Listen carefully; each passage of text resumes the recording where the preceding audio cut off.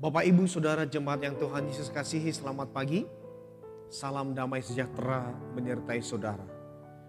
Kita akan merenungkan firman Tuhan pagi hari ini dan biarlah kita jadikan sebagai pedoman untuk kita melakukan tugas aktivitas pekerjaan di sepanjang hari ini. Sebelum kita merenungkan firman Tuhan, kita berdoa. Bapa di sorga, terima kasih untuk nafas kehidupan yang Tuhan anugerahkan bagi kami. Hingga hari ini kami boleh merasakan cinta kasih dan berkat-Mu. Kami dapat bernafas, kami kuat, kami sehat, dan kami siap melakukan tugas aktivitas di hari ini. Kami akan merenungkan firman Tuhan. Kami memohon Tuhan menguasai hati dan pikiran kami oleh kuasa Roh Kudus-Mu dan memampukan untuk melakukan firman-Mu di dalam kehidupan kami. Berfirmanlah ya Bapa di sorga, kami siap mendengarnya. Amin. Yohanes 5 ayat 39. Yesus berkata, kitab-kitab suci itu memberi kesaksian tentang aku. Melalui bacaan ini kita merenungkannya dengan tema berang-berang Alkitab.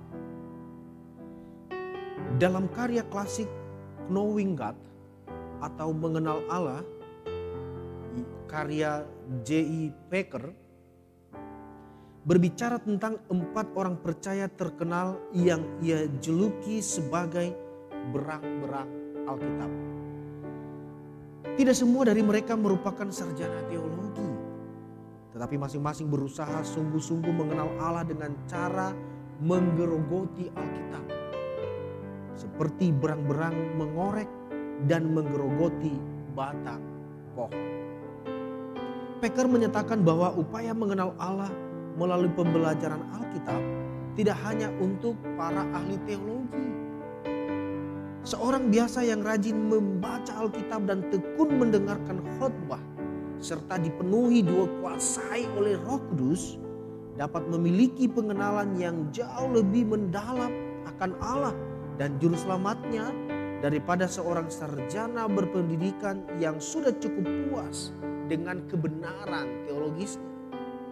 Sayangnya, tidak semua orang yang mempelajari Alkitab melakukannya dengan kerendahan hati dan bertujuan untuk lebih mengenal Sang Juru Selamat serta bertumbuh semakin menyerupai Dia.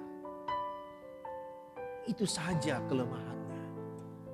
Semasa Yesus hidup, ada sebagian orang yang membaca kitab-kitab dari Perjanjian Lama, tetapi justru mengabaikan pribadi yang berbicara di dalamnya. Yesus berkata, "Kamu menyelidiki kitab-kitab suci, sebab kamu menyangka bahwa olehnya kamu mempunyai hidup yang kekal. Tetapi walaupun kitab-kitab suci itu memberi kesaksian tentang aku, namun kamu tidak mau datang kepadaku untuk memperoleh hidup itu." Bapak, Ibu, Saudara jemaat yang Tuhan Yesus kasihi, dalam pembacaan kita Yohanes 5 ayat 39, Yesus menekankan pentingnya mempelajari kitab suci. Karena hal itu mengarah kepadanya. Baik Perjanjian Lama maupun Perjanjian Baru menyatakan dampak kitab suci. Misalnya dalam 2 Timotius 3, Paulus menyemangati Timotius untuk terus mempelajari kitab suci. Dan ia mencatat bahwa seluruh kitab suci diilhamkan Allah dan melatih serta memperlengkapi kita bagi pertumbuhan pribadi dalam kekudusan dan dalam melayani sesama. Demikian juga sebelum Yosua ditetapkan sebagai pemimpin bangsa Israel yang baru, Allah mendesaknya untuk merenungkan hukum Taurat siang dan malam supaya kemanapun dia pergi, dia berhasil dan beruntung.